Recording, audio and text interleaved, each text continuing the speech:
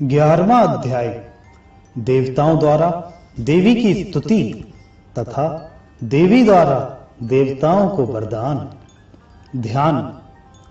मैं भुवनेश्वरी देवी का ध्यान करता हूं।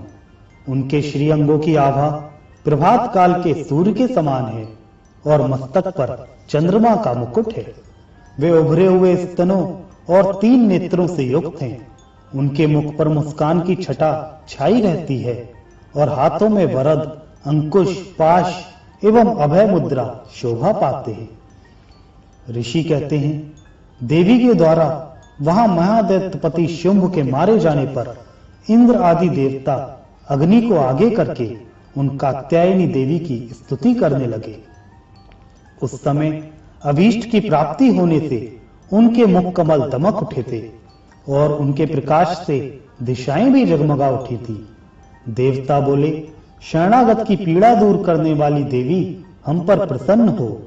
संपूर्ण जगत की माता प्रसन्न हो। विश्वेश्वरी विश्व की रक्षा करो। देवी तुम ही चराचर जगत की अधीश्वरी हो। तुम इस जगत का एकमात्र आधार हो, क्योंकि पृथ्वी रूप में तुम्हारी ही स्थिति है।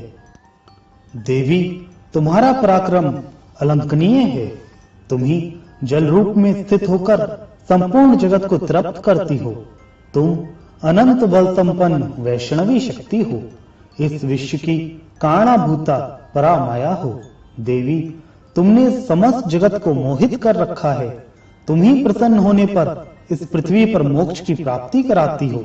देवी संपूर्ण विद्याएं तुम्हारे ही भिन्न भिन्न स्वरूप हैं। जगत में जितनी स्त्रियां हैं वे सब तुम्हारी ही मूर्तियां हैं। जगदम्ब एकमात्र तुमने ही इस विश्व को व्याप्त कर रखा है। तुम्हारी स्तुति क्या हो सकती है। तुम तो स्तवन करने योग्य पदार्थों से परे एवं परावाणी हो। जब तुम सर्व स्वरूपा देवी स्वर्ग तथा मोक्ष प्रदान करने वाली हो, तब इसी रूप में तुम्हारी स्तुति हो गई। तुम्हारी स्तुति के लिए इससे अच्छी उक्तियां और क्या हो सकती हैं। बुद्धि रूप से सब लोगों के हृदय में विराजमान रहने वाली तथा स्वर्ग एवं मोक्ष प्रदान करने वाली नारायणी देवी तुम्हें नमस्कार है। कला, काष्ठा आदि के रूप से क्रमशः परिणाम की ओर ले जाने वाली तथा विश्व का उपसंहार करने में समर्थ नारायणी तुम्हें नमस्कार है। नारायणी तुम सब प्रकार का मंगल प्रदान करने वाली मंगलमयी हो।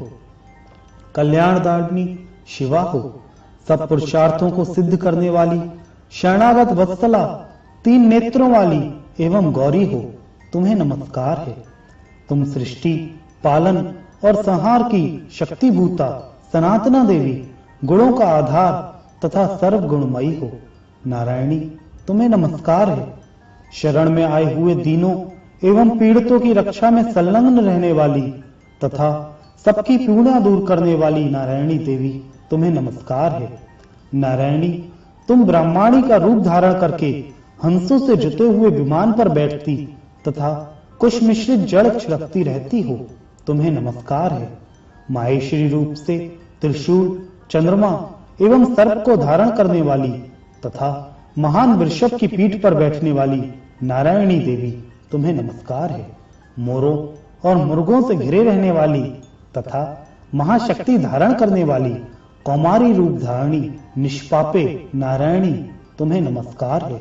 शंख, चक्र, गदा और शांख धनुष रूप उत्तम आयुधों को धारण करने वाली वैष्णवी शक्ति रूपी नारायणी तुम प्रसन्न हो।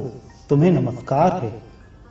हाथ में भयानक महाचक्र लिए और दाणों पर धरती को उठाए वारही रूप धारणी कल्याणमयी नारायणी तुम्हें नमस्कार है। भयंकर नरसिंह रूप से दैत्यों के वध के लिए उद्योग करने वाली तथा त्रिभुवन की रक्षा में संलग्न रहने वाली नारायणी तुम्हें नमस्कार है। मस्तक पर किरीट और हाथ में महावज्र धारण करने वाली, सहस्त्र नेत्रों के कारण उद्दीप्त दिखाई देने वाली और वृत्रासुर के प्राणों का अपहरण करने वाली इंद्र शक्ति रूपा नारायणी देवी तुम्हें नमस्कार है। शिवदूती रूप से दैत्यों की महती सेना का संहार करने वाली, भयंकर रूप धारण तथा विकट गर्जना करने वाली नारायणी तुम्हें नमस्कार है। दाढ़ों के कारण विकराल मुख वाली मुंडमाला से विभूषित मुंड मर्दनी चामुंडा रूपा नारायणी तुम्हें नमस्कार है। लक्ष्मी, लज्जा, महाविद्या, श्रद्धा, पुष्टि, स्वधा, ध्रुवा, महारात्रि तथा महाविद्या रूपा नारायणी तुम्हें नमस्कार है। मेधा, सरस्वती, वरा, भूति, बाभ्रवी, तामसी, नियता तथा ईशा रूपिणी नारायणी तुम्हें नमस्कार है। सर्व स्वरूपा, सर्वेश्वरी तथा सब प्रकार की शक्तियों से संपन्न दिव्य रूप दुर्गे देवी, सब भयों से हमारी रक्षा करो, तुम्हें नमस्कार है। कात्यायनी, यह 3 लोचनों से विभूषित तुम्हारा सौम्य मुख सब प्रकार के भयों से हमारी रक्षा करे, तुम्हें नमस्कार है। भद्रकाली, ज्वालाओं के कारण विकराल प्रतीत होने वाला, अत्यंत भयंकर और समस्त असुरों का संहार करने वाला तुम्हारा त्रिशूल भय से हमें बचाए, तुम्हें नमस्कार है। देवी, जो अपनी ध्वनि से संपूर्ण जगत को व्याप्त करके दैत्यों के तेज नष्ट किए देता है, वह तुम्हारा घंटा हम लोगों की पापों से उसी प्रकार रक्षा करे जैसे माता अपने पुत्रों की बुरे कर्मों से रक्षा करती है। चंडिके, तुम्हारे हाथों में सुशोभित खड्ग जो असुरों के रक्त और चर्बी से चर्चित है, हमारा मंगल करे, हम तुम्हें नमस्कार करते हैं। देवी, तुम प्रसन्न होने पर सब रोगों को नष्ट कर देती हो और कुपित होने पर मनोवांछित सभी कामनाओं का नाश कर देती हो। जो लोग तुम्हारी शरण में जा चुके हैं, उन पर विपत्ति तो आती ही नहीं। तुम्हारी शरण में गए हुए मनुष्य दूसरों को शरण देने वाले हो जाते हैं। देवी अंबिके, तुमने अपने स्वरूप को अनेक भागों में विभक्त करके नाना प्रकार के रूपों से जो इस समय इन धर्मद्रोही महादैत्यों का संहार किया है, वह सब दूसरी कौन कर सकती थी।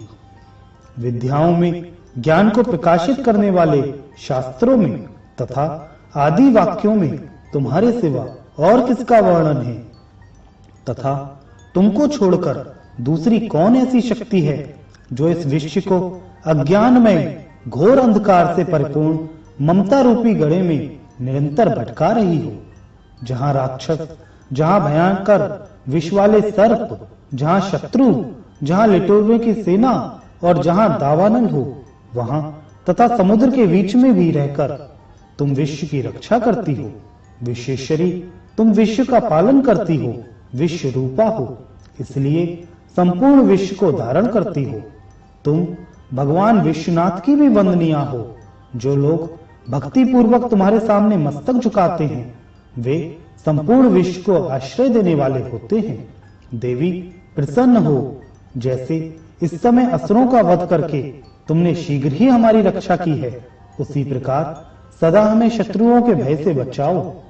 संपूर्ण जगत का पाप नष्ट कर दो और उत्पात एवं पापों के फलस्वरूप प्राप्त होने वाले महामारी आदि बड़े बड़े उपद्रवों को शीघ्र दूर करो।